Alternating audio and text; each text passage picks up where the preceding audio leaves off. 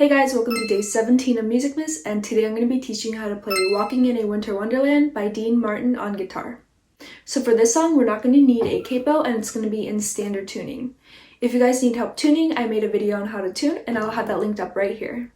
For this song, we need to learn 9 different chords, and they are C, G7, G, F, E minor, D minor, E, A, D7. So before I start with the chords, I'm just going to number the strings 1 to 6, 1 being the thinnest string here, and 6 being the thickest. So 1, 2, 3, 4, 5, and 6. So let's start with the C chord. So for this one, we're going to need a 1st fret on the 2nd string, 2nd fret on the 4th string, 3rd fret on the 5th string. And strummed, C should sound like this.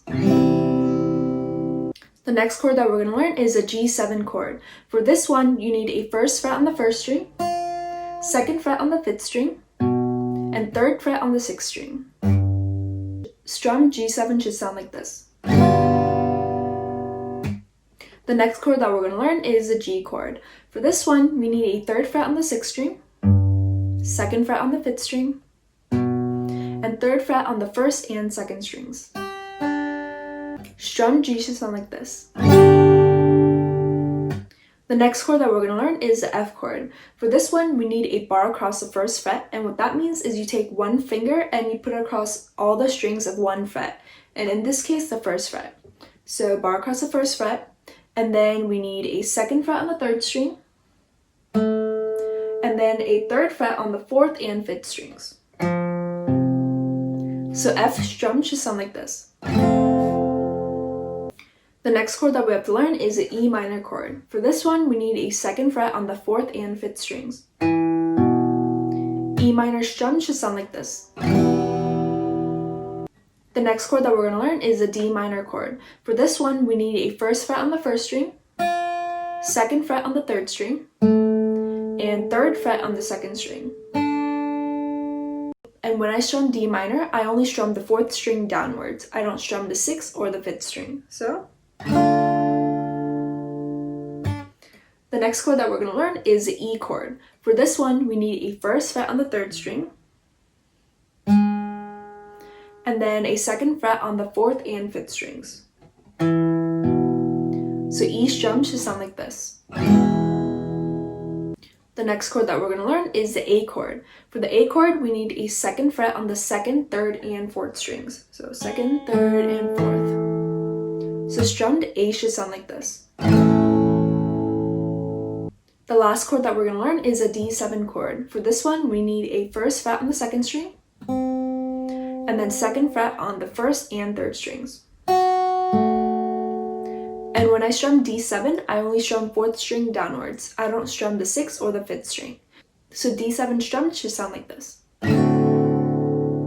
For the verse, we have these sets of chords right here. And for each of the line, there's a different strumming pattern. So for the first line, C and G7, we have down, down, up, down, up 2 times per chord. So C should sound like this. And then G7.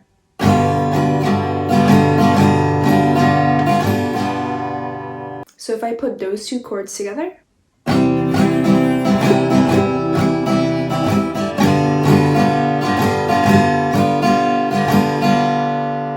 the next part is G, F, E minor, D minor. And for this part, we're going to do 2 down strums per chord. So G, and then F, and then E minor, and then D minor. So if I put those 4 chords together,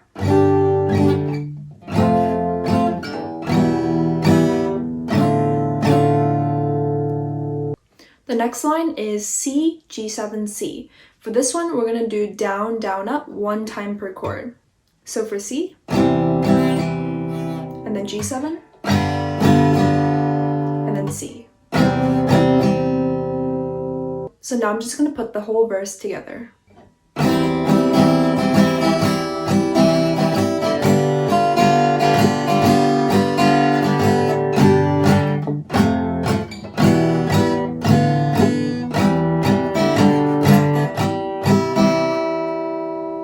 The last part is the chorus, and for the chorus we have these sets of chords right here, and as you can see they're put into groups of 3. So the first 2 chords in each of the groups you're going to do down, down, up strum, and then the last chord you're going to do down, down, up, down, up. So now let's just go through each of the groups. So the first group is E, A, E. So the first E, and then A, and then the last E. Okay, the next group is also E, A, E. So the first E, and then A, and then the last E, and then G, C, G, G, C, and then G, and the last group is G, D7, G. So the first G and D7, and then the last G. So now I'm just going to put the whole chorus together.